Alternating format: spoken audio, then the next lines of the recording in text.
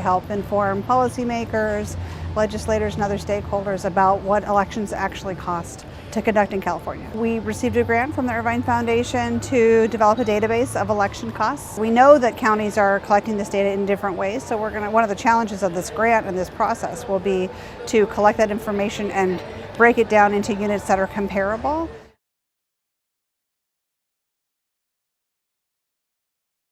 In our grant proposal, the example is provisional ballots. So the costs would be anything from staff time to process those, all the way through printing the envelopes and very specific materials that go along with those kinds of ballots. All the way through overhead, support staff costs that you don't normally see and aren't always identified, that kind of thing as well.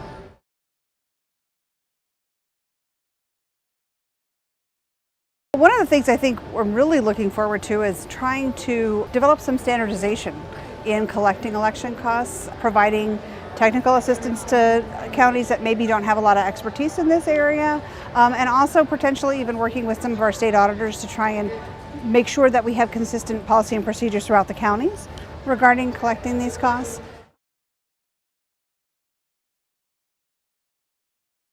The idea is to develop a database that people can go in and kind of pick their own metrics and pick their own variables and run queries to see what the potential outcome could be. What happens now is that when we have a policy proposal or legislative proposal, we're trying to collect kind of on the fly and anecdotally what it might cost to do service X or Y. And by collecting historical election data and putting it all together and trying to make a standardized unit of measurement for election costs, we hope that we can more consistently answer those questions and take a look at legislative proposals in a more equitable way.